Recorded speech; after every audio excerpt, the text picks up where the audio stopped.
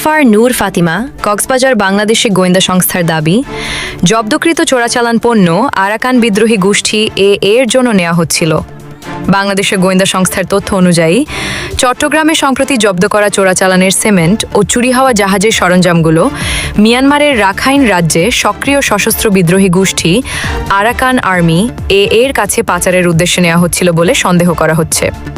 গোয়েন্দা সূত্র জানায়, চট্টগ্রাম উপকূলীয় এলাকা থেকে অবৈধ নৌপথ ব্যবহার করে এসব সামগ্রী মিয়ানমার সীমান্তের দিকে পাচার করা হচ্ছিল। আইনশৃঙ্খলা বাহিনীর ধারণা, এই চোরাচালান চক্রের সঙ্গে সংঘবদ্ধ সীমান্ত অপরাধী নেটওয়ার্ক ও সশস্ত্র বিদ্রোহী গোষ্ঠীর যোগাযোগ থাকতে পারে।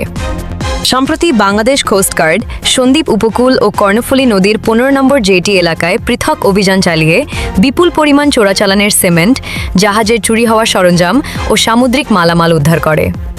এ ঘটনায় মোট 18 জন সন্দেহভাজনকে আটক করা হয়েছে। নিরাপত্তা কর্মকর্তারা জানান, এই চোরাচালান নেটওয়ার্কের মূল হোতাদের শনাক্ত করতে এবং বিদ্রোহী সংগঠনের সঙ্গে সম্ভাব্য সম্পৃক্ততা খতিয়ে দেখতে তদন্ত অব্যাহত রয়েছে। একই সঙ্গে বাংলাদেশ কোস্টগার্ড উপকূলীয় নিরাপত্তা জোরদার ও দেশের ভূখণ্ডকে অবৈধ সীমান্ত কার্যক্রমে ব্যবহারের বিরুদ্ধে কঠোর ব্যবস্থা নেওয়ার অঙ্গীকার পুনর্ব্যক্ত করেছে।